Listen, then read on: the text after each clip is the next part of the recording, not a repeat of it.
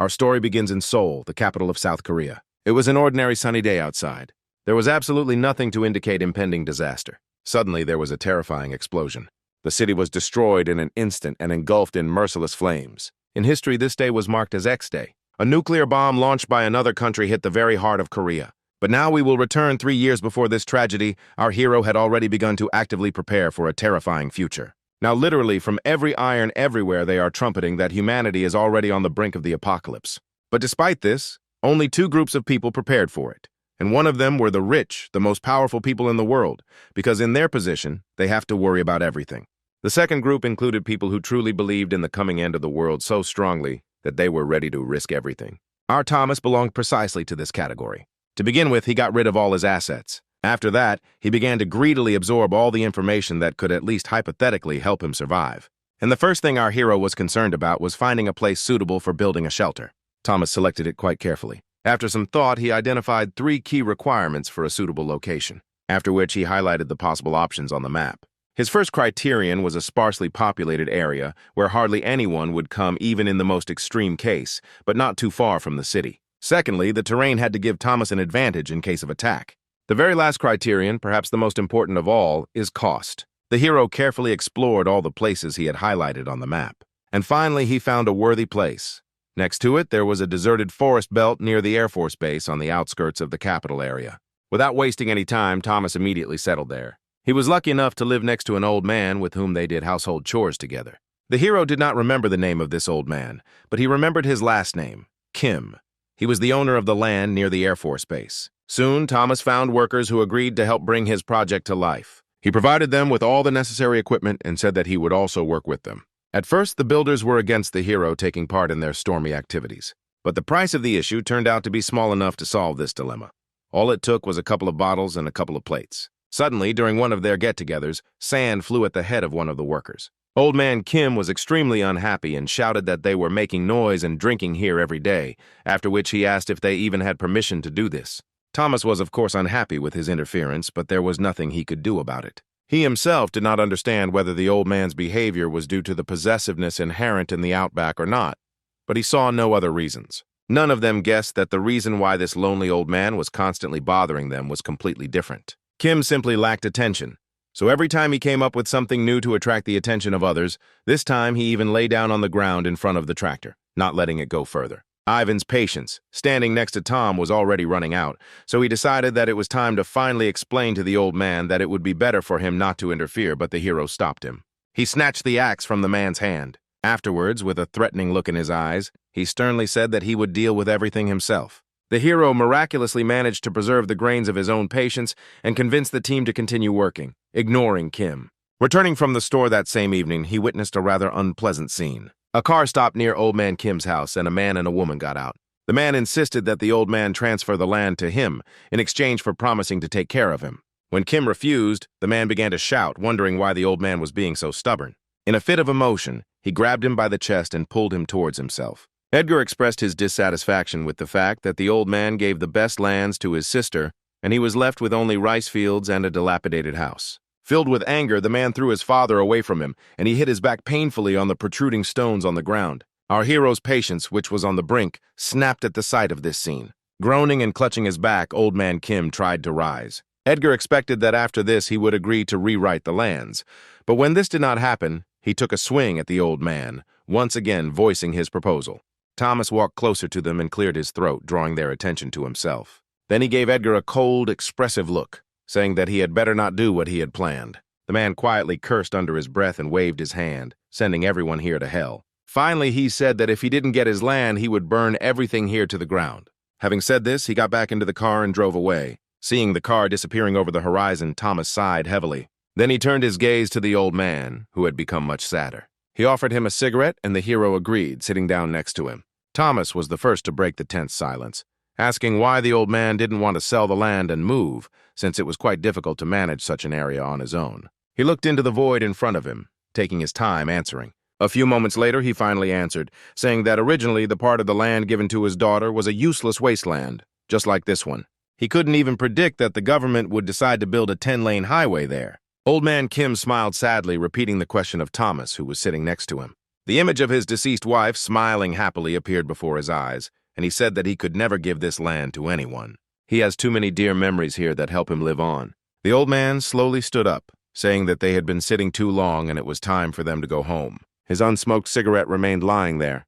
Thomas remained, looking at the old man's retreating back. After this conversation, old man Kim's heart opened a little. He stopped interfering with the workers doing their jobs. Thus, day after day passed, Thomas sitting with the old man from time to time and exchanging a few words. And finally, that very day X came. What happened in the city did not pass by the nearby settlements. A deafening roar shook the earth, and immediately after it, a belated siren announced the end of the world. Without delay, Thomas immediately rushed into his newly built bunker. Suddenly, an old man called out to him, and in a trembling voice he said that his son lived in Seoul and asked him to find him. He was in real horror and despair. The information he had read earlier immediately surfaced in the hero's memory. Looking at the old man, he replied that his son had already died, and there was no point in looking for him. These words cut painfully into Kim's heart, and he lowered his head and clutched his hat, which he held in his hand with all his strength. Thomas looked at him with a bit of sympathy and said that there would soon be a second wave of bombing, so he suggested that he hide in the bunker. The old man patted him on the shoulder and said sadly that he would not be able to leave his house. And thanking him for this offer, he quietly went back. Thomas hid in his bunker, surviving the disaster that had begun. Let's go back 2 years. Thomas would occasionally go hunting with old man Kim, and this time they managed to shoot a wild boar. It wasn't difficult for the hero to dig a little deeper and find out that his neighbor was a military man in the past. He also noticed that the old man always carried an old Walter with him, which was incredibly useful, but it could hardly save him from the coming horrors. Our hero carefully monitored his surroundings, not relaxing his vigilance for a moment. He also kept glancing towards the Air Force base. Both Korean and American troops were stationed there at the same time. They also included hunters, a squad specializing in fighting various monsters. Michael considered this base an excellent condition to acquire suitable weapons. Thomas had even already developed a fairly simple plan. When the war starts, he planned to immediately target the base. After the explosion, there will be complete chaos, so the hero will put on the OZK and calmly take what he needs. While the hero was thinking through further details, an unexpected opportunity found him when he was suddenly offered to buy a gun. It was one of his workers named Sergei. From conversations, he learned that the man was Chinese but had moved to Korea and had previously been in a gang. Thomas also managed to find out that Sergei still maintains contact with his old colleagues from the gang. From the very beginning, the hero was wary of him, carefully analyzing all the newly received information. So when Sergei suggested that he get a gun, he thought about it. A few moments later, he nodded slightly and extended his hand to the man. Afterwards, Thomas replied that he would look at what Sergei offered him, but only after the construction was completed. A couple of months later, the day of sale arrived. During this time, our hero managed to hire a private detective, and with his help found out that Sergei was in no way connected with the bandits from the Korean group, but was a member of the Shanghai Triad and the goods were taken from there. But Thomas didn't care about any of this. Soon, Sergei himself appeared at the designated place and called the hero closer. Afterwards, the man pointed behind him, saying that his guys would soon bring the goods, but for now they needed to wait. They waited for the goods in silence. Sergei's attention was focused on the phone, and Thomas was thinking about his own things, glancing at his former employee from time to time. Suddenly, Sergei received a message. The hero carefully looked into the screen of the man standing next to him and asked if this was really his daughter. He awkwardly scratched the back of his head and replied that she had recently turned 7 and was constantly asking how soon he would return home. A few moments later, a van pulled into the street. Sergei took a few steps forward, saying that the goods had already been delivered. As they approached, several people came out to meet them and brought out the goods they had brought. One of the men explained that there were 3 rifles, Type 56 and caliber 7.6, and 300 rounds of ammunition. Thomas looked over the goods thoughtfully and, bending down, picked up one of the rifles. He examined it carefully and concluded that the weapon was in fairly good condition. Having finished his inspection, he returned the rifle to its place. Meanwhile, Sergei was talking with his guys. A joyful smile shone on his face. Feeling Thomas's gaze on her, the smile immediately disappeared. He walked towards him with sharp steps and a threatening expression on his face, and reminded the hero of his words about how he was going to live alone in the bunker. Upon hearing this, Thomas immediately became wary. He followed with his gaze how Sergei's palm covered the rifle. The man himself assumed that it would most likely be difficult for him alone. The hero frowned slightly and said that sometimes there are problems, but overall it's not that bad. Sergei looked at him seriously, thinking about something. Noticing this, Thomas smiled and asked if he really wanted to help him. He himself quietly put his hand behind his back and touched the hatchet hidden in his clothes. Sergei was silent for a few moments, considering his proposal, but then he smiled and politely declined. He held his palms out in front of him and said that he would not dare violate Thomas's personal boundaries. Then he turned to the van, saying that if anything happened, Thomas now knew who to contact, and added that he would send him the cartridges and clips after payment was made. The hero remained in his place, looking at the car as it moved away. He was sure that Sergei would return to do what he could not do today. Our hero's fears came true, and this happened on the very first day of the disaster. Thomas turned his gaze from the screen of his mobile phone, which Sergei was constantly calling, to the screen of the monitor with cameras. He saw a man get out of a car parked nearby. In his hand was a sharpened axe. Thomas already imagined his next step because Sergei knew the layout of this bunker perfectly, since he himself had built it. He turned his heavy gaze back to the phone screen, after which he pressed the answer button and held the phone to his ear. As soon as this happened, Sergei jumped up. When Thomas asked what he wanted, he replied that he had simply decided to deliver the package to him personally. The hero didn't answer him, analyzing the situation. Afterwards, he put the phone aside, cutting off the connection, and picked up an axe, deciding that there would be no problem since there was only one opponent. He walked slowly out, clutching the weapon in his hands. Sergei didn't have to wait long to press. Thomas was determined to deal with him as soon as possible before any more uninvited guests arrived. His gaze was cold and dangerous, like that of a predator patiently waiting for its prey. Sergei decided not to hesitate and almost immediately rushed at him, swinging an axe. But Thomas ducked, successfully avoiding the blow. Afterwards, he quickly moved behind the enemy, and without a second's delay, he attacked, striking at the neck. At that very moment, a deep wound appeared on Sergei's body from which blood spurted. Thomas decided not to stop there and raised his axe again to strike. Bleeding, Sergei grabbed the wound on his neck with his hand and wheezed, asking the hero who he was, if he was really a secret soldier of the special services. He lowered his other free hand to the ground, helping himself not to fall. Instead of answering, Thomas gave him a cold look. If just a few moments ago Sergei was completely confident of his victory, now the situation has changed dramatically. Still wheezing and writhing in pain, Sergei grabbed him by the leg and began to beg for help. The hero stood silently for a few moments. Afterwards, he said dryly that he would hardly be able to do anything. At the end, he added that even if he didn't finish him off, Sergei himself would die from blood loss. Exhaling loudly, the man whispered that in that case, he would prefer death at the hands of Thomas. The hero fulfilled the last request without a drop of regret. He made sure that Sergei met his end quickly. Suddenly, his attention was caught by the sound of a ringing bell. Thomas knelt down next to the body and reached for the vibrating pocket. He was afraid that Sergei had brought someone else here. However, it was not the man's accomplices who called him, but his daughter. The hero remembered that Sergei had a little daughter whom he told him about. Having unlocked the phone, Thomas immediately came across their correspondence, in which the man he had killed promised to return home as quickly as possible. A month has passed since then, and as soon as the radiation level dropped a little, our hero immediately went to the Air Force Base. He walked among the ruins of destroyed buildings and looked around carefully. Suddenly, something caught his attention and made him stop. He was lucky enough to find El Dorado, a weapon powerful enough to deal with an entire group of mercenaries. Thomas walked slowly inside the building, happy that his original plan had worked like a charm. On the way, he noticed a parked car. It contained the charred skeletons of unfortunate victims of a nuclear bombing. In a way, Thomas felt sorry for them, but he was powerless to change anything, so he turned around and moved on. Having done everything he needed to, Thomas left the base. From time to time, the image of Sergei would pop up in his thoughts. He wondered what would have happened if this man had not met him and whether he would have been able to reunite with his daughter. But looking at the landscape surrounding him, all the pictures of a happy family painted by his imagination were shattered on the rocks of reality. It would have been simply impossible to survive in such an environment.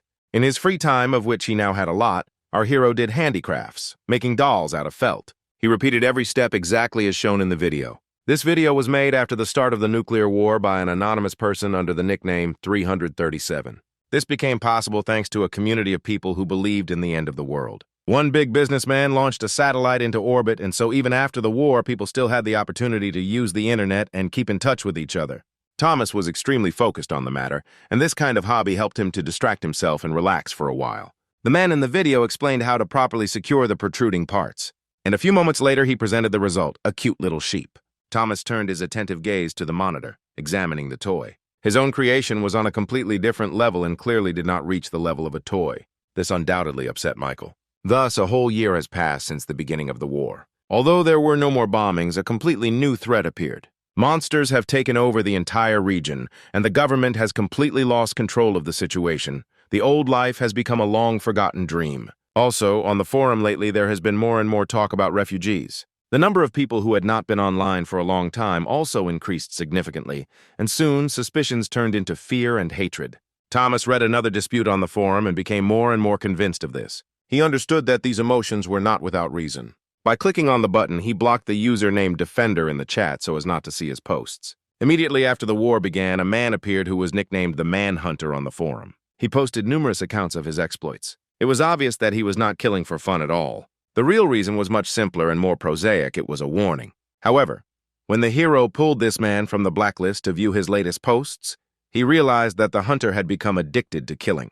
And now anyone who follows his posts on a regular basis will become aggressive and suspicious. A few days later, he received a shocking notification that anonymous person 337, who made the toys, had not been online for a long time. It wasn't hard to guess what this could mean. Thus, another 6 months passed and a harsh winter came. The number of inactive users has exceeded the number of active ones many times over. Everyone had already gotten used to the fact that people were constantly disappearing and no one knew when their turn would come, including our hero, so he was extremely wary. While on patrol today, he noticed a truck with 4 men approaching his base. Looking closer, he recognized them as the builders who had helped build his shelter. Soon the truck stopped and the men got off, holding their guns at the ready. Thomas realized that the 4 had gone on a looting spree and were revisiting their old clients. A grin appeared on the hero's face. Turning around, he returned back to his shelter. Having reached the necessary locker, the hero stopped. Opening it, he glanced over the array of weapons collected there, deciding that he should welcome his guests as hospitably as possible. With these thoughts, he chose the axe that had already become familiar to him.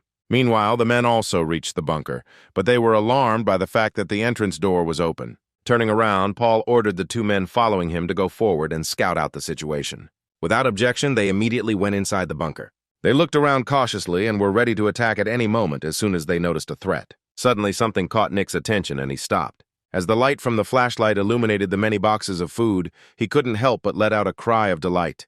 Paul, following behind him, looked around again and said that he didn't like it at all because he had a nagging feeling that they were being lured into a trap. When Pavel, who remained at the entrance, asked if everything was clear, Paul replied that no danger had been detected yet. Then he shouted for them to go deeper and look around because there must definitely be someone inside. At that very moment, our hero jumped from the ceiling, aiming at Nick, who was carrying a protective shield. Thomas hit the shield straight on, causing the man to cry out in surprise and fall to the floor, crushing his partner underneath him. Paul didn't lose his head and, aiming his gun, began to shoot at the hero, but he easily dodged, simultaneously throwing an axe at the enemy. Nick watched in horror as his opponent was hacked to death with an axe. Thomas took advantage of this moment and jumped on the shield, pushing the man underneath him into the floor. When the tension suddenly eased, Nick peered out from behind the shield cautiously. As soon as he did this, he saw Thomas raise the picked-up axe over his head to strike. Seized with horror, Nick began to beg him for mercy. But our hero was not so merciful, so all the pleas fell on deaf ears. Having killed him, Thomas turned towards the entrance when Pavel's excited voice was heard from there. He slowly walked towards the entrance. Meanwhile, Pavel, who was on the street, asked his partner to throw a couple of tear gas canisters inside. Thomas heard their plans perfectly well, thanks to the fact that he was hiding nearby at the entrance. However, he was not so simple as to surrender to the enemy so easily. The next moment, he hit the button on the wall nearby with his fist with an axe in his hand. A malicious grin appeared on his face. Being on his own territory, our hero had a couple of aces up his sleeve for such cases. The door automatically slammed shut with a bang. The men standing outside did not have time to put their plan into action. Pavel suggested finding a ventilation shaft and smoking out the enemy through it. He said that there was only one entrance to this bunker, and in fact, there was only one exit. If they threw a couple of grenades into the ventilation, Thomas would be trapped. At this time, the hero returned back to the weapons cabinet and took the rifle. Afterwards, he pushed the locker aside, thinking that he never thought that a fight against ordinary marauders would turn into such problems.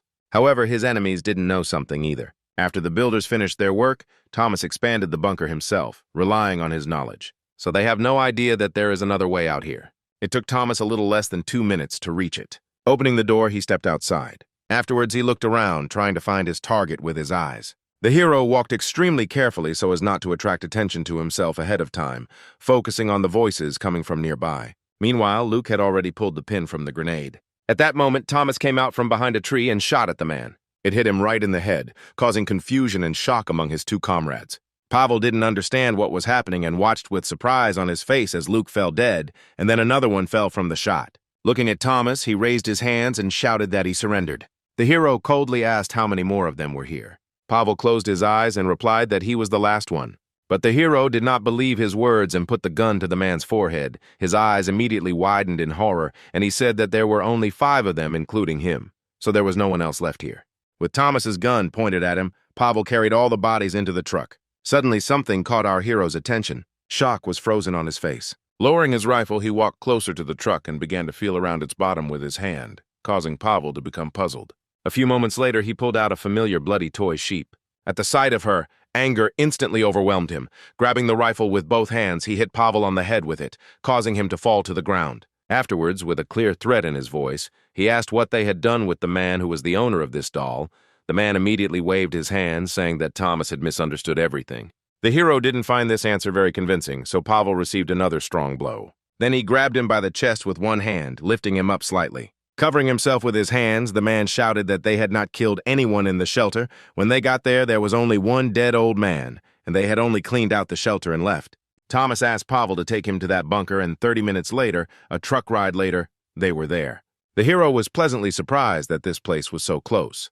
It was not difficult for him to recognize the bunker from the anonymous video 337 at first glance. When they went inside, they saw a bloody body not far from the entrance. His head was wrapped in film, and on it was a sticker with the inscription Defender, which the hunter leaves on each of his victims. The hero heard the sound of a shot as if it were real. He slowly turned his head towards the imaginary killer. He finished his work and walked away with a smile on his face. Thomas was adamant that the hunter was also behind this death. And since this shelter was found, it was only a matter of time before his bunker was discovered too. Our hero lingered here a little longer, carefully examining the corpse. He knew better than anyone that corpses could tell a lot more than they might seem at first glance. Thomas was instantly flooded with memories of his past as a military man. Thanks to his rich experience and good observation, the hero could accurately determine not only the cause of death, but also the conditions in which the victim found himself at the time of death.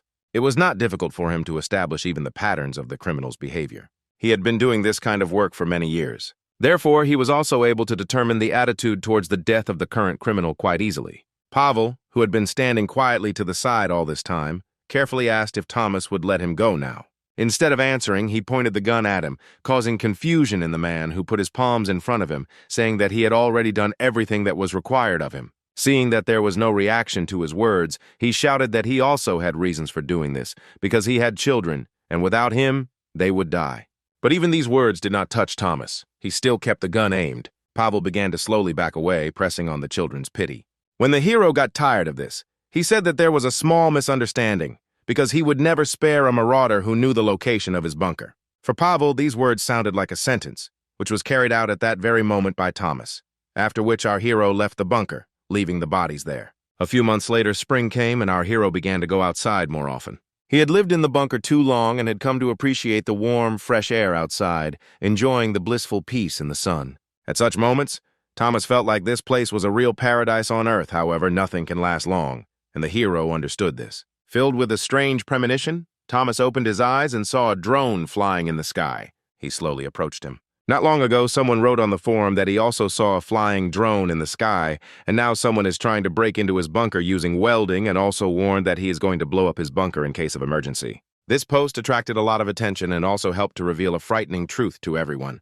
Namely, that the marauders are becoming more and more inventive and cunning. They can also try on the masks of members of the surviving community. Therefore, the information that is necessary for survival may one day become their undoing.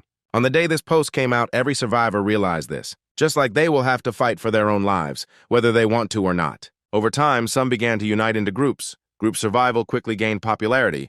Our hero had a completely different opinion regarding all this, because he believed that a large group was easier to notice or track down. He considered stealth to be the best way to survive. It gave him more advantages over the enemy. In this regard, Thomas's territory is ideal for this method, because there is so little here that neither marauders nor vagabonds simply have any reason to come here. Also, recently a pack of mutated wild dogs settled nearby. From the forum, our hero also learned that radioactive zombies had begun to appear in a nearby city. There were even rumors about an unknown survivor who was cleaning up this city. He shoots them with a sniper rifle, piercing the zombies' heads. But Thomas suspected that this was not all the changes and that something worse was coming. Greg, holding the drone's remote control, swore loudly. They arrived exactly at the place where our hero had been resting not so long ago, but now it was as if he had disappeared into thin air. The man looked out of the truck window and asked his comrades with displeasure whether they had searched carefully enough or if they had simply gotten the wrong place. Patrick, equally displeased, shouted that there were no other Air Force bases nearby and told Greg to send out the drone again. He cursed with displeasure, dreaming of the pleasure he would have in getting rid of Thomas when he found him. Suddenly, something caught his attention. He looked down at the image from the drone, amazed at what he saw. Instead of Thomas, he came across a stranger with a rifle. Judging by her clothes, Greg was sure that she was an American soldier. Pleased with this, he looked out the window again and shouted that he had found a better victim and they needed to turn around. But before he could finish speaking, he noticed the frozen horror on the faces of his comrades. They were attacked by mutated wild dogs. Right before Greg's eyes, they devoured everyone outside one by one. This horrific sight left the man in shock. The man in the driver's seat immediately hit the pedals, getting out of there as quickly as possible. Suddenly, the torn body of one of their former comrades flew under their wheels. The man landed on their car with a thud, hitting the windshield. It instantly cracked, completely obscuring the driver's vision, and the truck crashed into a pole. Greg did not survive the accident, but Paul, who was driving, miraculously survived. However, the joy of survival did not last long. Horror was reflected on his face, distorted by pain. A huge monster's head penetrated inside. It was no trouble for the wild dog to devour the immobilized victim. Afterwards, a photo from the accident site was uploaded to the forum with a caption stating that wild animals had dragged a group of marauders towards the forest. Thomas, however, decided that he should be more careful if he didn't want to accidentally run into the mutant dogs. Suddenly, while he was sitting and thinking about this post, he received a message from the user who had previously written that he had been tracked down and was going to blow up his bunker. This time, he wrote again about the explosion and asked for help, but after the last time, no one believed him. So when the looters broke into the bunker, despair overwhelmed him, and he had no choice but to actually blow everything up. Almost everyone heard the explosion, and the forum came alive again, discussing what had happened. Thomas decided that he didn't need to delve into this now, because there were more important things to do, or rather a threat that got too close to him. He picked up the drone's control panel, which depicted a girl with a rifle. Thomas decided it was time for him to meet his neighbors. Alexa noticed a drone following her, so she immediately got rid of it. Later in the evening, Thomas visited the place where he last saw the girl from the video and stopped at a half-survived high-rise building. He glanced around the building with a careful gaze. Alexa reacted instantly, firing her rifle. The bullet flew straight at the American woman's approaching enemy. The zombie was knocked down by this one attack. Thomas managed to hide behind the bus. Now he had no way back. He entered the territory of his neighbor, a mad sniper. Carefully emerging from his hiding place, the hero dropped to one knee and began to carefully examine something on the ground. His attention was drawn to the bullets in the ground. Thomas found it strange that the warning shot holes were too close to the aimed ones, which only meant that Alexa had no choice but to shoot. This guess gave him the idea that this girl was in some sense even more dangerous than that bomber. The hero originally came here to learn more about his neighbor, whom he found using a drone. Based on the girl's appearance and her equipment, Thomas was certain that she was a member of the U.S. military forces stationed in Korea. At the very beginning of the war, the United States, being in the position of the strongest country in the world, intercepted most of the nuclear missiles and protected the main territory, but the main problems began later. They withdrew all their external combat assets, including those from Korea. They had to try to defend themselves from the rifts from which the monsters were crawling out. While Alexa was here, our hero understood that he would not be able to have full control over the Air Force base and calmly conduct reconnaissance. He would like to avoid clashes with trained soldiers, but if someone enters his territory, then a clash cannot be avoided. He has no intention of living with a threat at his side. The hero guarded this multi-story building for about a week. During this time, he managed to study the enemy's behavior patterns. The first thing he noticed was that the shooting stopped at about the same time every day. Thomas assumed that this was the time Alex went to bed, and that this was the only time he could approach the building without getting shot. As he had already found out, the entrance was blocked by a barricade, so he had only one option to get inside, namely through the roof of another building, which he took advantage of, boldly jumping from the roof to the opposite side. He managed to successfully grab onto the ledge of the floor of the desired building. Thomas glanced down. If he fails to climb up and falls down, he will most likely run into the protruding pins. He closed his eyes and exhaled slowly. In the next movement, the hero climbed onto a hard surface with one jerk. Thomas immediately grabbed his weapon and took aim, ready for the fact that he could be attacked at any moment. However, he found no one here, so he walked forward carefully, trying not to make unnecessary noise. Thomas was extremely focused and alert. In this way, he reached the stairs and began to climb up them just as carefully. Having climbed one flight, he stopped, looking around for enemies. In this way, he reached the top floor where the sniper's hideout was located. He quietly approached the door and opened it, walking inside. The first thing Thomas saw in front of him was a man sleeping in a sleeping bag a couple of meters away from him. Suddenly, Alexa appeared behind him with an aimed rifle and ordered him to lower the weapon. Thomas didn't expect to be lured into a trap. He lowered his gun and raised his free hand up. The hero glanced cautiously at the American woman, wondering when she had noticed him. Judging by her voice, he assumed that this was the girl he had seen from the drone. Realizing that his opponent was not simple, Thomas remained on guard and did not take his finger off the trigger. Alex repeated with emphasis in her voice once again for him to put the weapon on the floor. But Thomas did not react. Continuing to analyze the situation, he noticed for himself that the girl was standing relatively close to him and that she was definitely not holding a gun in her hands because the barrel was quite long. He sighed, released his grip, and his weapon fell to the floor. But the next moment, he turned sharply, grabbing the barrel of Alexa's rifle with his hand. The girl fired, hoping to hit Thomas, but he dodged without lowering his hand from the weapon. While Alexa continued shooting, the hero got a little closer to her. He then kicked her in the thigh, trying to weaken his opponent's stance. But when that didn't work, he hit her under the knee. The girl's legs immediately buckled and she screamed in pain. Alexa lay on the floor, breathing heavily and holding onto her aching leg with her hand. Suppressing the pain, she crawled forward to pick up the weapon. But Thomas interrupted her plans by stepping on her lower back. The hero measured the girl beneath him with a cold gaze. She couldn't even say anything because of the pain. Sighing, the hero said that he didn't want this to happen. Initially, he only planned to check how many people were here. But while he was examining the building, he came across an arsenal and he really wouldn't want local looters to ever get to it. Alexa gave him a displeased look, saying nothing.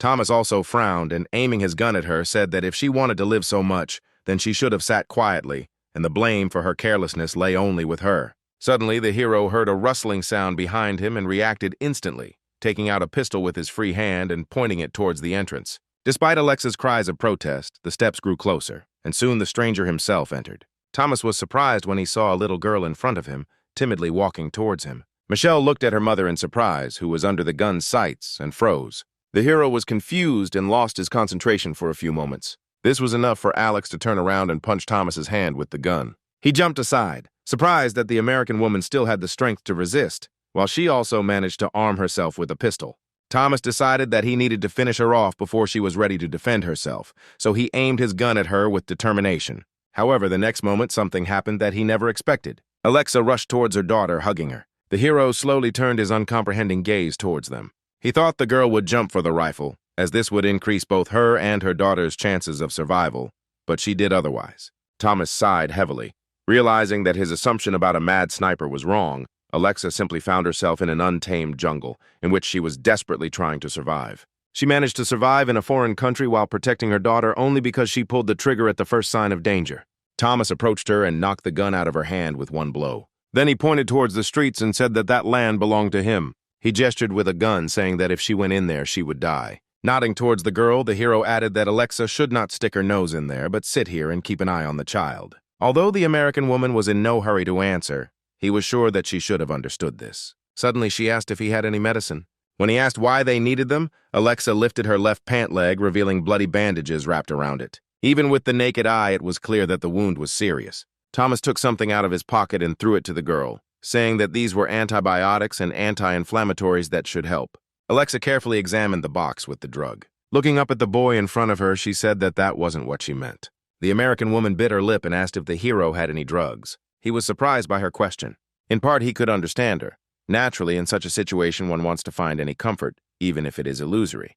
Looking Alex in the eyes, the hero said that drugs are not a cure for all diseases and a good ending awaited no one with them. He then pointed to Michelle and asked if she knew Korean. From that day on, Thomas began to support the two, regularly delivering medications and skim milk to them at the agreed-upon location. He also noted that in recent days there have been significantly more shots. Although the frequency of the shots was high, it did not resemble a shootout. Even on the day of their first meeting, Thomas realized that Alexa was already on the edge. And with each new day, her condition gets worse. She doesn't hit the enemies in her sights, but the demons in her head. Suddenly, a bright beam blinded him. Thomas stopped and looked towards the already familiar building, in the window of which something was glittering. He almost immediately recognized the Morse code that Alex used to tell him about the meeting place. However, her daughter came to the meeting instead of her. The hero immediately noticed her worried expression.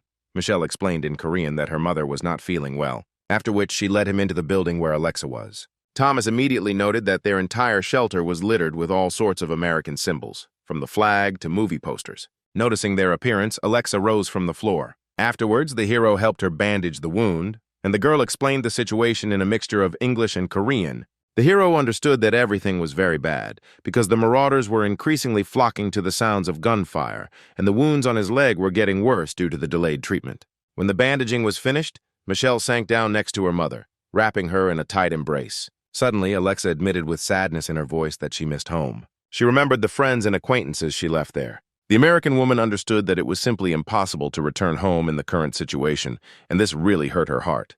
Michelle brushed away a lone tear that rolled down her chin. Without turning to face him, Alexa asked Thomas again if he had any drugs. His gaze immediately became heavy. Memories of the tragic fate of another family, which he accidentally witnessed, surfaced in his mind. Afterwards, he said that even if he had them, he would not have given them to her, because no matter how much you run away from reality, the problems will still not go away. In return, he promised to help her. But for this, he will need a weapon. Sometime later, our hero found a refuge for marauders. He waited for the rain on purpose because it was the best moment to leave his territory. The rain severely limits visibility, and the cold forces people to huddle in groups around the fire. Thomas looked around and noticed boxes of ammunition nearby. Among them, he found flare guns, which would be very useful to him now. The hero took out one of them, equipping his weapon. Even though the enemy had an advantage in numbers, Thomas could easily get rid of this problem with the help of missiles. The men sitting by the fire were closest to him, so they became his first target. The rocket he launched caused a powerful explosion. Although the number of injured opponents was great, he had expected more. Those who were not caught in the explosion ran as far away from here as possible. But Thomas couldn't let them do that. Having changed weapons, he fired continuously at the enemies. They tried to hide or run away, but the same end awaited them. Suddenly, Thomas noticed someone approaching from the side. He instantly turned around and began shooting at the enemies who had crept up on him. One of the marauders opened fire and, aiming at Thomas, shot through his cloak. The men tried their best to hit him, but the hero was faster and avoided the bullets. When he disappeared from the sight of the marauders, they were confused, wondering where he had disappeared to and how many people had come with him. The leader of the marauders ordered one of the men to go for help, and he immediately went towards the trucks. At that very moment, the leader's head was shot. Another man followed him, and only Jack, who had been sent for help, remained alive. After stopping the shooting, Thomas emerged from the shadows and began to slowly approach Jack. He said that the more they reach for the light in such a tense situation, the more exposed they become. In horror, Jack tripped over his own feet and fell to the ground. All the deaths he saw and the axe that Thomas held in his hand told him that he would not leave here alive. The hero stopped next to the man and raised his axe to strike, saying that he wanted to finish this quickly and return home. As soon as everything was over, he returned back to the bunker. He also invited Anna and Michelle with him, because it would be more convenient for him to take care of them for some time. The girl walked around and looked at everything with interest.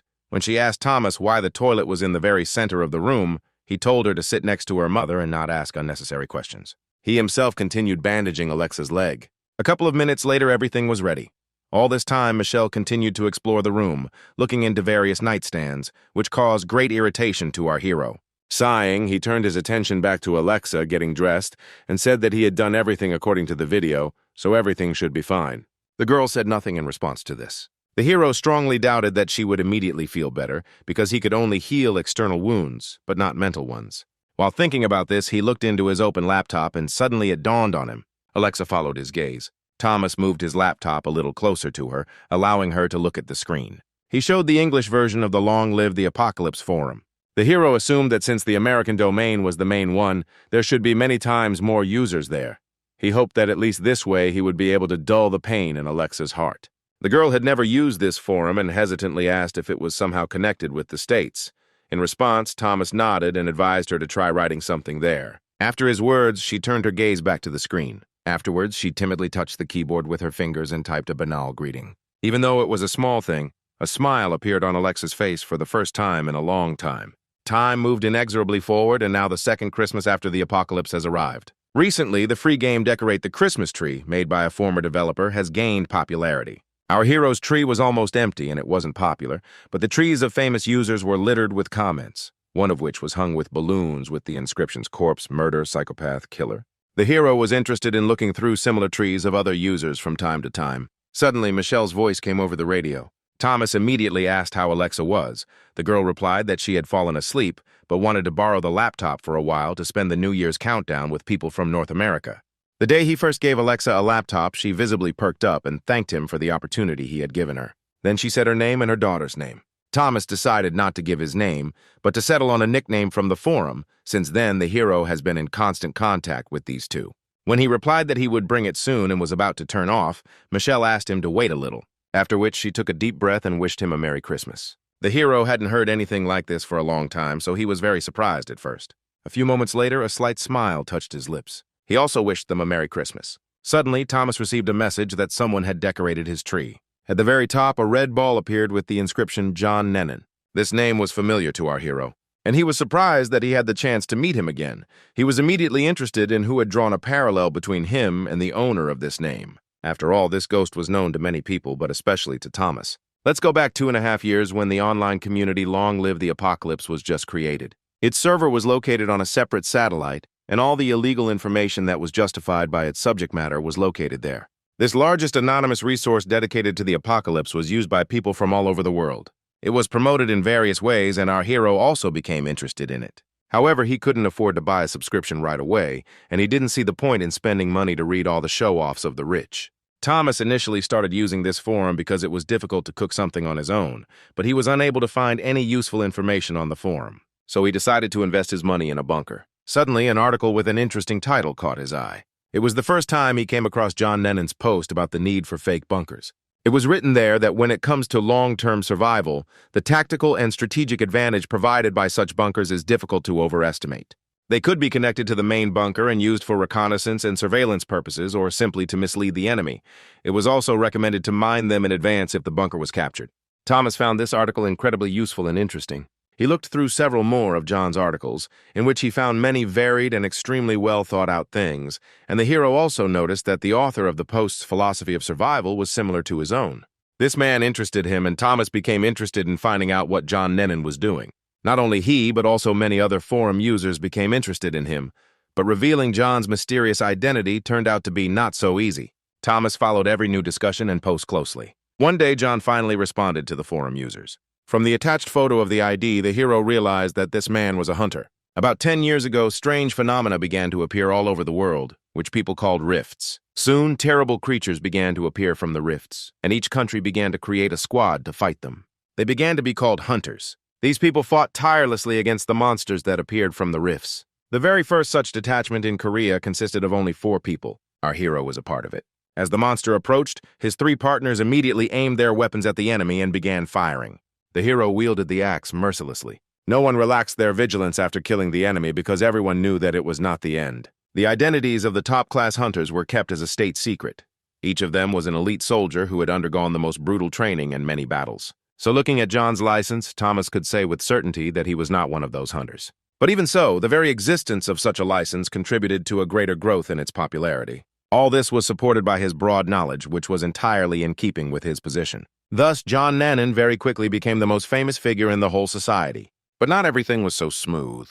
Along with his popularity, he also gained many envious people.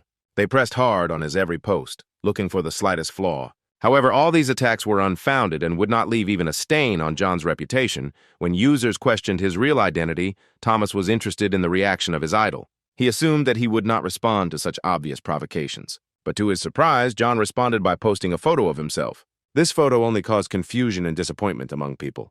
Community interest has abruptly declined. It was later discovered that John only had a D rank, the lowest possible for a hunter. Thomas believed that John should have continued to simply post informational posts and not drown himself, but to the hero's surprise, he went even further. John Lennon organized a meeting with fans. Thus, a year before the disaster, the first fan meeting was held. John Lennon thanked everyone for coming here and then said that on the forum it was just his nickname, but in real life his name is Ian. Including our hero, there were only 10 people gathered at the table. When the waiter came to their table, John ordered enough pork belly for 9 people, citing his diet. The woman replied that there were 10 of them there and she only accepted orders per person, and he had to order a dish for 10. Thomas noted that although John had said earlier that he was sitting on the table, as soon as the food appeared on the table, he immediately pounced on the meat and beer. It seemed as if he had not eaten for several days or simply wanted to fully recoup his money. After this, 2 middle-aged men who, judging by their clothes, were quite wealthy, clicked their tongues in displeasure and left. The hero decided to stay longer. Their conversation smoothly turned to speculation about the coming war, which would most likely be unleashed by China, since they have serious problems with the faults and some internal units are rebelling, ignoring orders from the center. Thomas also noted that John was telling things that had long been known to everyone, and all his information was out of date by at least 6 months. The man's pink face spoke of the amount of alcohol he had drunk, and suddenly his gaze caught on our hero. As soon as Thomas mentioned his nickname from the forum, John immediately remembered it and asked how the construction in his bunker was progressing. The hero looked down and replied that new problems arise every day and he cannot find a company that makes decent fuel tanks. When John replied that he had heard about a similar problem and nothing immediately came to mind, Thomas became completely disappointed in him because he had already realized that in fact this man had neither knowledge nor connections and that he should not be expected to help. But John's next suggestion that he could take up the matter greatly surprised our hero. He took out his cell phone and said he could ask around and see if something would come up. Having said this, he began to look for the required number in his contacts. A couple of minutes later, he had already contacted one of his friends and said that he needed a company that dealt with fuel tanks. A month later, Thomas installed the fuel tank. Thanks to John's help, he managed to bring his bunker to mind. Despite the first bad impression, he turned out to be quite a useful acquaintance. Afterwards, John continued to hold his meetings, and at the last one, he managed to attract about 80 people. Thomas decided that this was his last meeting because he was already pretty tired of listening to the nonsense that was constantly being said here. Suddenly, John came up to him and asked if he had a couple of free minutes. The two of them went outside. The hero was in no hurry to start a conversation first, trying to understand what John wanted from him. After a few moments, the man spoke himself, saying that he had one question. He turned his gaze to Thomas and asked if he was a hunter. The hero simply looked at him for a few seconds, hesitating to answer. Then he asked if he really looked so much like a hunter. John replied that he had a strange feeling, as if he had seen Thomas before. He stood firm in his opinion, and the hero looked down, not reacting to his words. Thomas is confident that his identity as a hunter was strictly classified, so John could not have any information. And in order not to reveal himself, he needed to come up with something urgently. When he turned to him to voice his invented excuse, he was no longer there. The other guys came out of the establishment looking for John, saying that reporters had come here and wanted to see him. One of the men noticed Thomas standing nearby and asked what they were talking about. Without waiting for an answer, he pushed John towards the entrance, saying that if it was not something important, then he should hurry. John looked towards Thomas and wanted to say something, but didn't have time. The next moment, a female reporter appeared at the door. All the man's attention was immediately focused on her. He smiled and said that it looked like he really should hurry. Once, when someone asked why John was so busy with that guy, he replied that Thomas just looked like someone he knew. The hero did not follow the crowd but went home. This was their last meeting in person. John Nennan soon became a real star and appeared on many broadcasts as a representative of the apocalypse and an expert on the issue of the end of the world, thanks to which he further strengthened his position. Later, he even began giving lectures. He also monetized his fame as the doomsday seller to the fullest. He provided special consultations for the rich. John didn't just ride the wave, he worked his oars with all his might to rise even higher. And the main springboard for his success were the guys from the forum. John was intoxicated with his fame and power. After all, the forum users worshipped him like God, and he watched their reactions and began to believe that they would continue to follow him like sheep. But it was precisely this approach that became his end. Over time, the truth came out that he had copied all the posts from the European forum, and this caused a lot of indignation. As a result, an entire army of armchair detectives took up a detailed investigation, and the bubble called John Nennan burst. Thomas himself was irritated by the fact that this man was literally everywhere already, so he was glad that everything ended this way. Although John managed to take off quickly, he fell much faster, and the anonymous people from the forum who started the bullying made everything much worse. He made no attempt to defend himself in any way from unfortunate suspicions and criticism. The last sign of life he showed remained forever in the history of the forum. Thus, the rising star long live the apocalypse faded away. Now Thomas was looking thoughtfully at the monitor screen. He wondered who had drawn the parallel between the two of them. The thought that it was just a coincidence immediately crossed his mind, but instead a suspicion crept in that it could have been John Nennan himself. Thomas sat back down at the monitor, moving the keyboard closer. On the forum, he found the account he needed of one of the anonymous people and wrote to him. The hero asked if he could tell him who left the message on his tree. When he replied that he would think about it if Thomas told him why he needed it. Having told a couple of details, the hero leaned back in his chair, waiting for an answer. He knew that GameFox was a hacker and former game developer who made this game, so he had no doubt that he would be able to find out who it was. At that moment, Thomas had no idea what this curiosity would turn into for him. About half an hour later, the GameFox sent him the name of the user who left the message, and the hero thanked him for his help. Immediately after this, he found the person he needed on the forum and, going into the chat, asked who he was, since they had definitely not crossed paths before. The threat hanging over the hero came from a direction he didn't even suspect. Sometime later, the National Crisis Management Authority made an announcement that they were reopening the disaster response headquarters. Having heard everything he needed, Thomas turned off the radio, after which he began to pack his bag, putting in food and water for 3 days. He also did not forget about weapons for self-defense. The state was still holding on thanks to the surviving top brass, but the hero did not place much hope in them. But while the concept of the nation still lived in the minds of people, Thomas could take advantage of this, which is why he was looking for a place for a bunker closer to the city. Having collected everything he needed, he looked over his clothes, making sure that they were the most ordinary and would not attract much attention. Having prematurely checked that there was no one near the bunker, Thomas decided to go outside. It's time for him to see what Seoul has become a year and a half after the nuclear bomb fell. The road to the city itself was rather boring, but as soon as he entered the city itself, strewn with ruins, the picture changed dramatically. This view evoked complex and contradictory emotions in the hero. All that remains of the soul that Thomas knew is its name. Thinking about this, a strong sadness came over him, but that was not all. When he saw other survivors who, having lost their homes, began to live on the destroyed streets, a joy arose deep in his soul that in the new world, he was who he was. In a small alley opposite, he noticed a mountain of corpses and people with canisters in green suits. They poured gasoline on the corpses and set them on fire. This picture did not surprise him because he had already witnessed something similar many times. Sometime later, he arrived at the building of the National Crisis Management Office. As he approached the information window, the woman sitting at the desk said in a boring voice that complaints and crime reports were submitted to a different window. The hero interrupted her and said that he wanted to meet with Director Leon Neal, which made the woman look up at him. Having said this, Thomas handed her his hunting ID. Afterwards, he said that he now had to deal with the aftermath of the disaster. He also asked me to tell Leon that Thomas Yu, with whom he had been at military school, was looking for him. The hero smiled, saying that upon hearing this, Leon would immediately remember him. The National Committee is a body responsible for governing the country and its restoration. Now, this institution was both the administrative and military center of Korea. Key positions here are occupied by graduates of the former Hunters Academy, one of whom is the managing committee, former hunter Leon Neal. Thomas was sure that his former comrade would not want to see him, and it was absolutely mutual. Suddenly, someone approached him. When the man stopped next to him, the hero asked what was the matter. He said that recently the battles were becoming more and more difficult and they lacked people, especially those with combat experience. Thomas understood what he was getting at and refused, saying that he had already been suspended from service. He understood that given the kind of war they were currently waging, the number of soldiers was much more important than their quality, and they had stopped recruiting just anyone. Now they were looking for courageous, promising soldiers. But Thomas will never sign up for this, because he is not at all attracted by the prospect of dying on the front lines. Adjusting his glasses, the man confidently said that he had heard that Thomas was a hunter. The hero sighed loudly and covered his face with his hand, holding back his irritation. After standing like that for a few moments, he looked at the man again and asked who had sent him here, whether it was the case manager, but he replied that it was another person.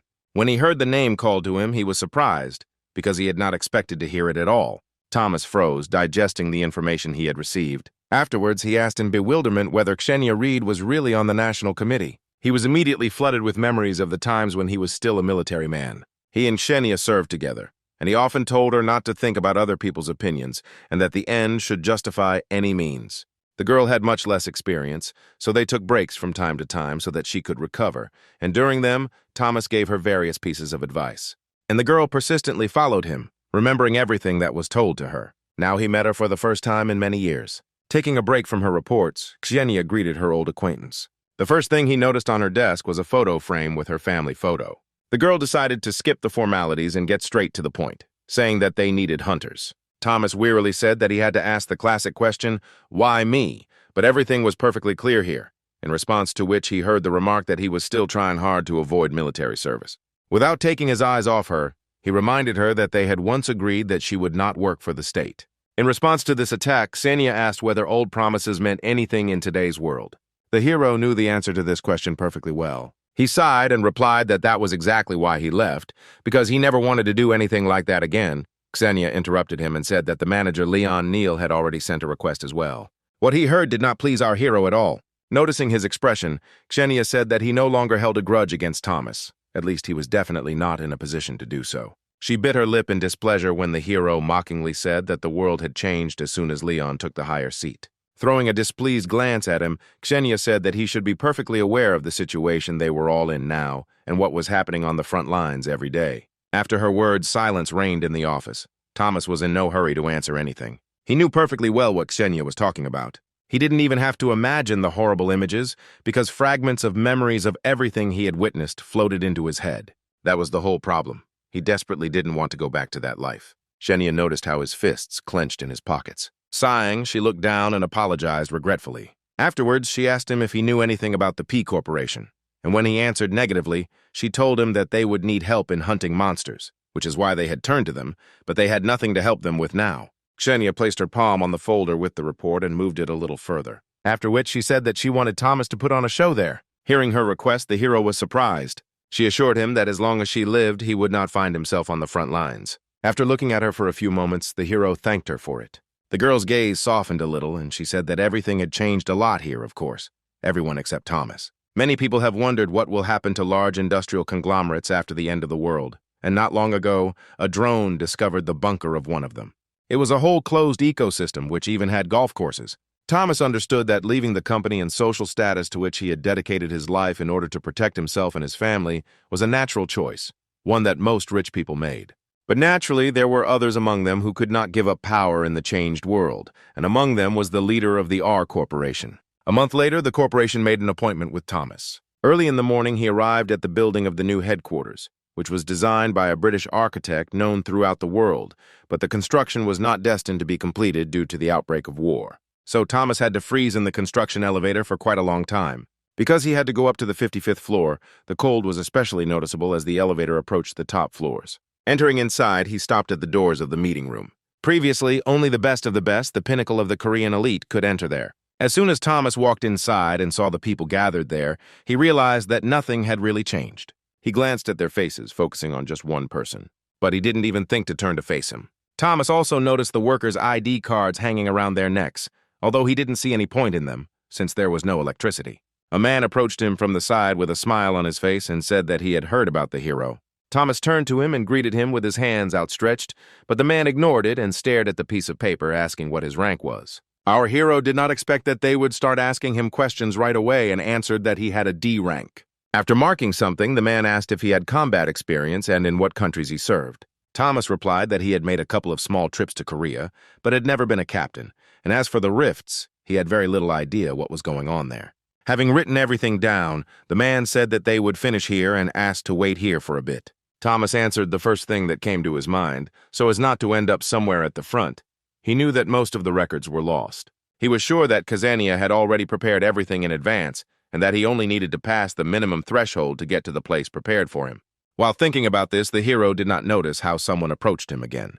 The voice of a girl who stopped next to him brought him out of his thoughts. She asked if it was true that he was a hunter. Thomas was a little surprised by her question and was in no hurry to answer it. Without waiting for his answer, Olivia pressed her back against the wall and told him that a whole horde of zombies had appeared in the industrial complex that worked for the P Corporation. Since most of the people defending the complex died, they had to turn to the National Committee for help.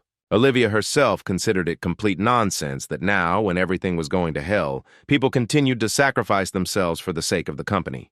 There was a look of doom on her face. Nodding towards the men seated at the long table, she said that they were just a bunch of crazy people who believed that in a fallen world, something could still be achieved through loyalty to the company. Thomas understood and shared her thoughts, because he himself often asked himself similar questions. Suddenly, Olivia grabbed his hand, handing him a business card, and said with hope in her voice that her father was still in the complex, like many others.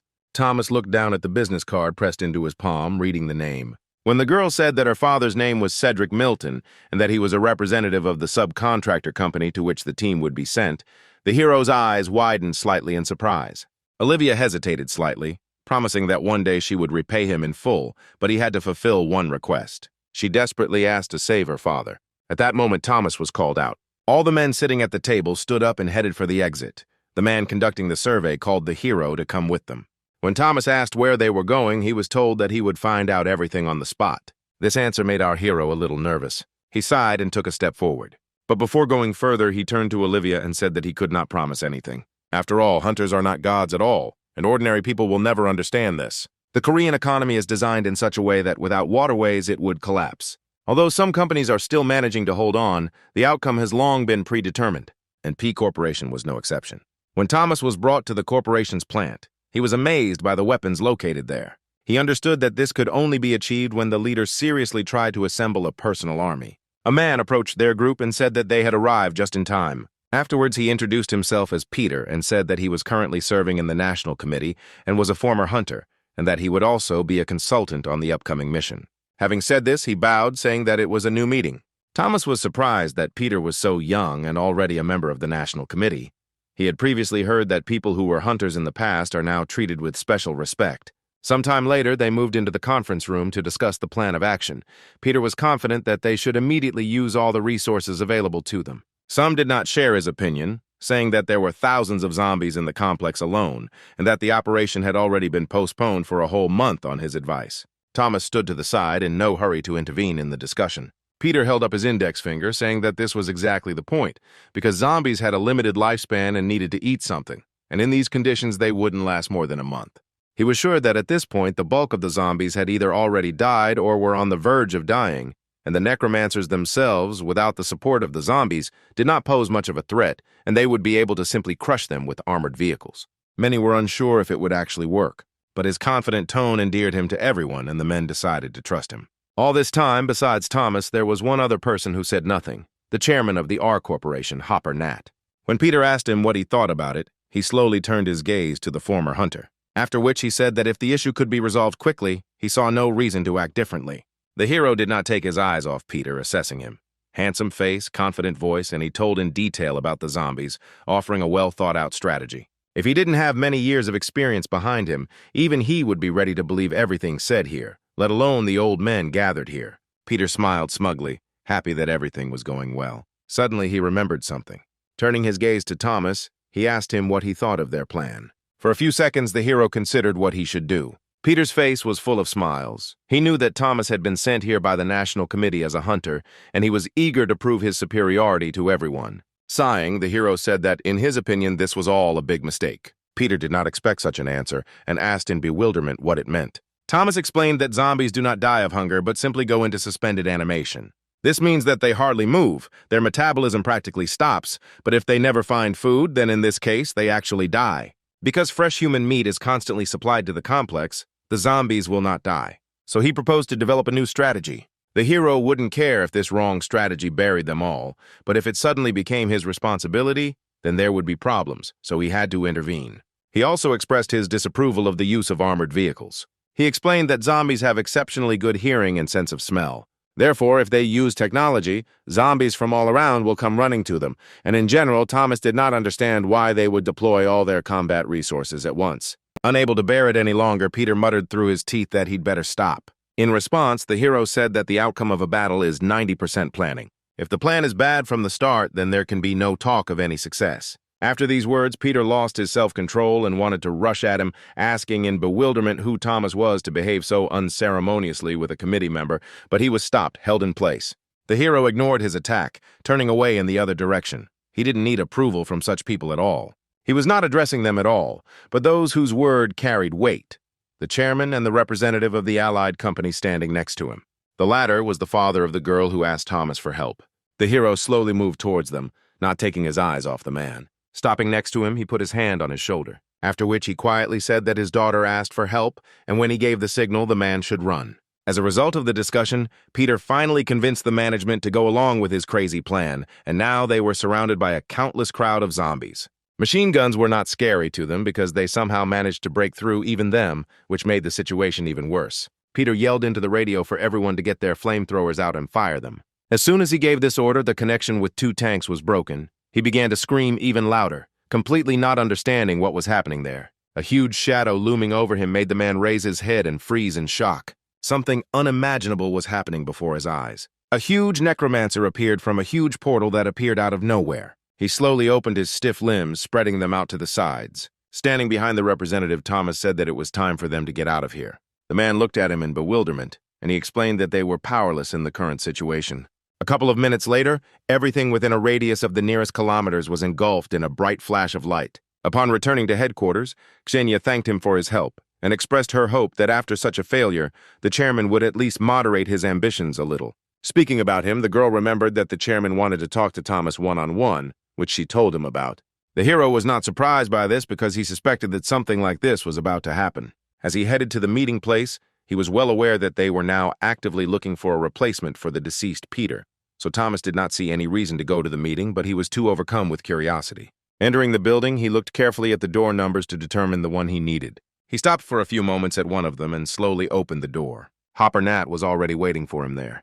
When Thomas sat down at the table, the man said that he had dug a little into his past and was pleasantly surprised, because you don't often meet such people. The hero indifferently replied that all the past remained in the past. Hopper ignored this and said that from what he heard, Leon Neal was no match for him. And now he was almost a legend. He also knew that Thomas was on the same team with 2 legendary saviors of their time. When the man said that he was ready to provide him with everything he needed if Thomas returned to service, the hero sighed tiredly, looking down. Putting the knife aside, he replied that he could only wish Hopper good luck in the future. Immediately after that, he rose from his seat. At the same moment, Hopper seriously said that he was going to fight for that complex again. Hearing this, Thomas froze and turned his gaze to the man. He continued by saying that he was an illegitimate child and initially had no chance to inherit the company, but he went against the odds. So now, when all the time everyone believes that the world can no longer be saved, he is going to go against all odds again, and this time not for himself, and he does not intend to give up. He asked Thomas to at least help them come up with a plan to defeat these monsters. After listening to him, the hero had the thought that too often hopeless fools find themselves at the helm. But that was the whole point of entrepreneurs. Thomas sighed and said he would give one hint. Several more days passed after their meeting, and all this time he closely followed the news to find out how everything turned out in the end. That's why the sound of the notification from the forum immediately attracted the hero's attention. The article about the fall of P Corporation included a photo of the army. Thomas looked more closely at the photo and was very surprised. Nowadays, all the heads abandoned their workers to hide behind high and safe walls. But one entrepreneur was an exception to this rule. Even though Hopper Nut turned into a zombie, he continued to work. He confidently led his men until the very end. While walking along one of the streets, the hero noticed an old woman feeding homeless cats. Thomas looked at her with displeasure, knowing full well what this could all lead to. Stopping, he called out to her and said that he would not advise her to feed stray animals because it could be too dangerous. The woman looked up at him but said nothing. Then she turned back, and she also silently took her cart and walked away. Thomas remained standing, looking at her back and thinking that most dangerous situations occur due to human error, but human errors can be easily prevented.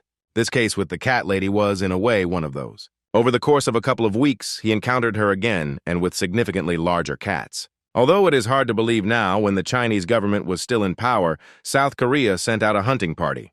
They were supposed to contain the monsters emerging from China. The monsters themselves appeared from the rifts. The very first portals appeared in India.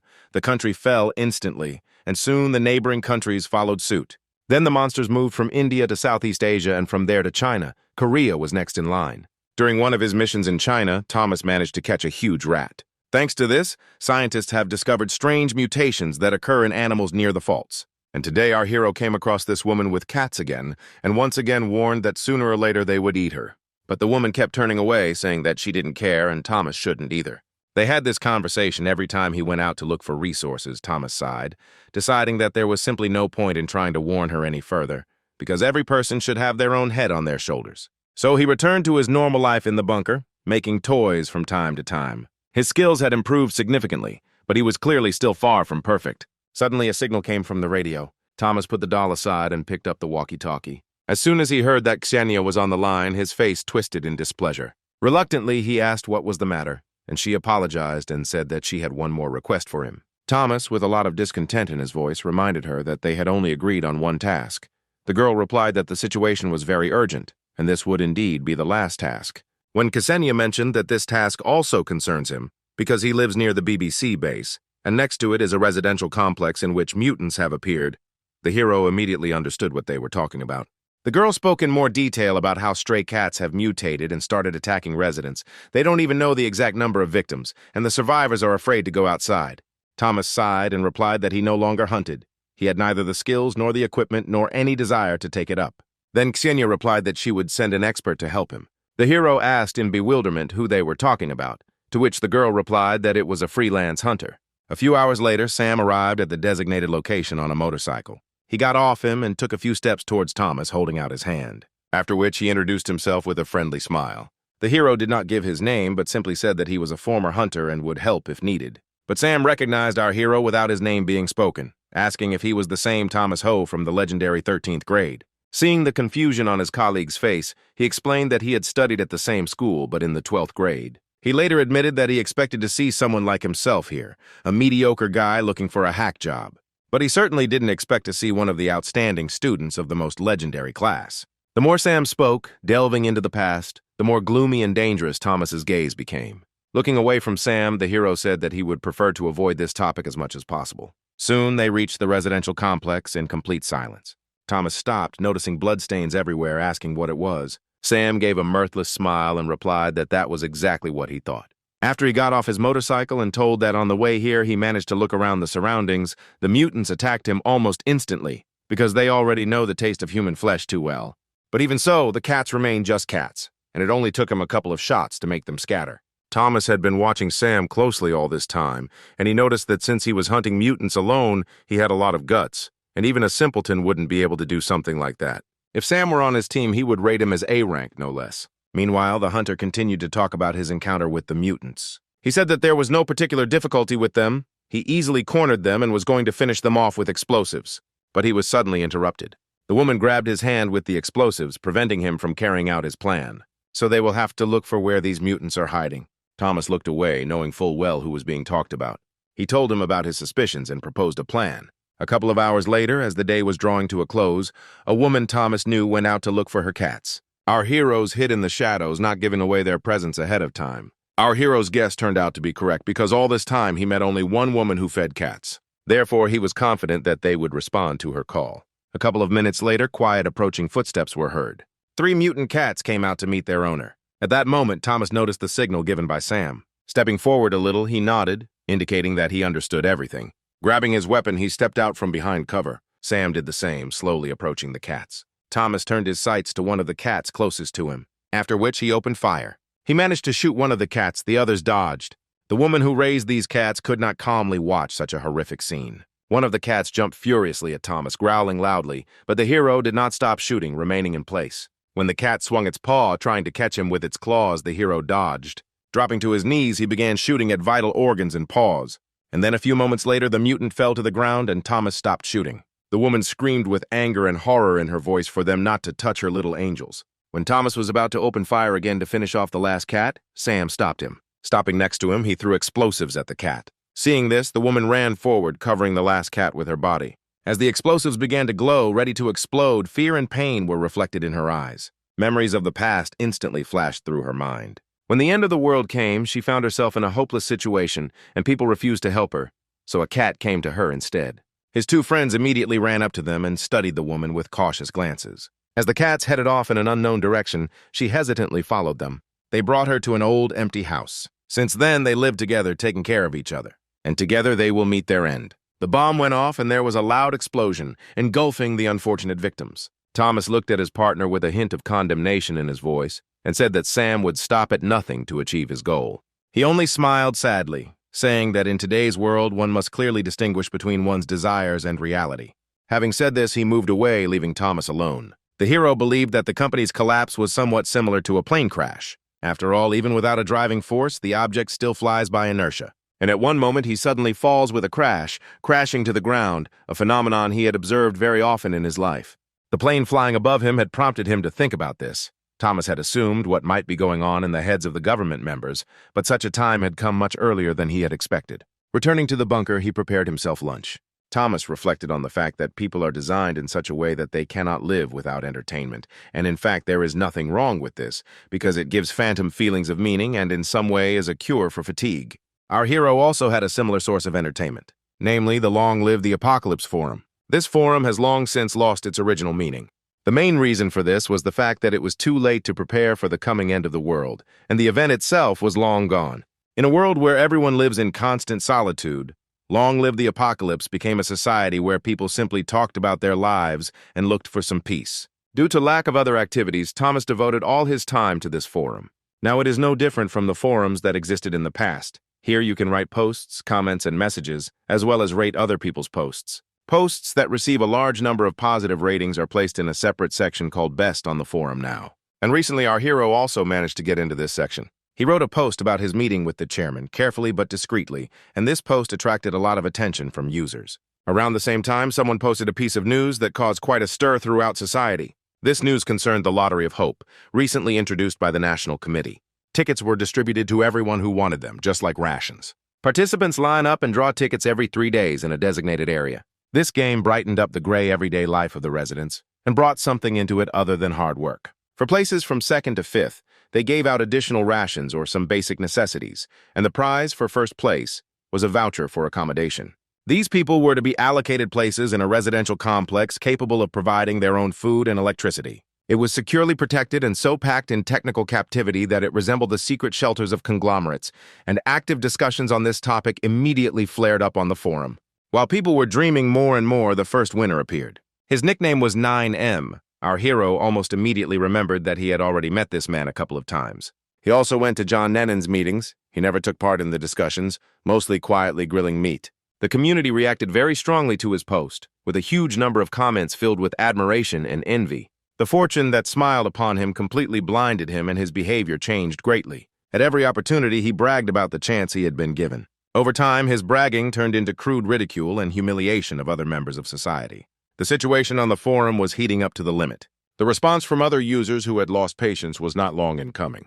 Thomas watched the situation from the sidelines, and he didn't really believe in the reality of this prize, because even basic maintenance was entirely dependent on brute labor, hence the question of where the National Committee would get the funds for such a complex.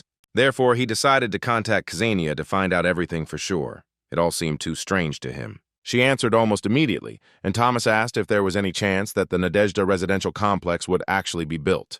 The girl went out onto the balcony and lit a cigarette before answering him. Exhaling cigarette smoke, she said that in essence, hope is just a mirage. Afterwards, she informed Thomas that they were planning to move to Jeju and that they had to sort everything out by next spring. It became obvious to almost everyone that Seoul had no chance of being saved. She warned him that this was classified information and he should not spread it around. After this conversation, Thomas became lost in thought. Although he was not in the capital itself, he had a strange feeling that the government had decided to abandon Seoul. His life in the bunker had its downsides. He was a hero. He didn't know whether it was day or night, monotonous food and the same experiences, but just the knowledge that Seoul was nearby helped him cope with it. He remembered that Xenia asked him not to spread the word, so he decided to keep it all a secret.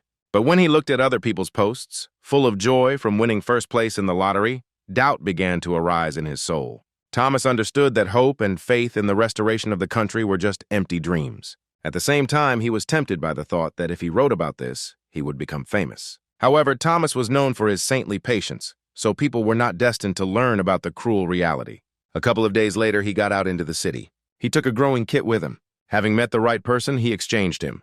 Thomas found a way to grow what smokers value most, and in the post-apocalyptic conditions, it was a very popular currency. While the man was checking the kit, people standing in a long line looked at them with displeasure. Suddenly, loud screams were heard from the distance. A group of 3 men walked through the crowd with smug smiles and mockingly asked since when people started lining up in the foolish hope of hitting the jackpot. A woman standing in line responded with displeasure that they literally lived on the same food as everyone else. Thomas asked his client who these guys were, and he replied that they were potential residents of Nadezhda, and that they began to gather in groups and act as if they were better than everyone else. Hearing this, the hero frowned slightly in displeasure. At the same moment, it was announced that the food distribution was over for today, which caused strong discontent, and then the woman announced that the committee had reduced the quota for each region. But her words did not inspire confidence because there was still a lot of food visible in the truck. So when the doors of the truck slammed shut, people rushed towards the truck to take their food by force. But the truck immediately moved off, leaving the crowd of angry people behind. The other part of those who stood in line for food remained standing in place, watching everything with horror and doom. Thomas watched everything from the sidelines without interfering. A group of people who won the lottery were happily discussing how, since food was becoming scarcer, prices would rise, which meant that their apartments would become much more expensive. Thomas found it extremely unpleasant to listen to their conversations. He immediately remembered their conversation with Xenia. The hero himself did not know what was better, a life without hope or a life in which there was only one hope, albeit illusory. When Thomas left his statement and announced his resignation, Milton jumped up from his seat, shouting at the departing guy. He slammed his fist on the table, saying that he understood how difficult it had been for him all this time, but they were all in too difficult a situation now. Milton bowed his head and asked if Thomas had thought about those whose trust he was betraying by acting in such a way. He suggested that the hero just take a break for a while, and he would come up with something with his service record. There shouldn't be any problems with his superiors, because all he had to do was hold out for a little while and then it would finally end. Thomas turned to him and asked irritably if Milton himself believed what he was saying, and that the situation would really change if he stayed. When Thomas said that things were much worse because he was still here, his subordinates weren't leaving, couldn't escape this hell on their own, Milton just pursed his lips. The hero continued, immersed in memories of the day when he only miraculously managed to survive. He said that from that very day on, any soldier who has been on the battlefield understands how everything will end in the end. So Thomas demanded that Milton not even think about interfering with him. He just sighed, realizing his powerlessness in this situation, and said that it was pouring rain outside, so the hero should take an umbrella with him. Thomas looked at Milton in silence for a few moments, after which he turned around and walked on, telling him to try not to die. Since then, Thomas left his comrades and lives in a bunker, and his opinion still has not changed. He was sure that people would die out and this could not be avoided. His ultimate feeling that there was no more hope never went away. Therefore, all his efforts are just selfless attempts to live another day.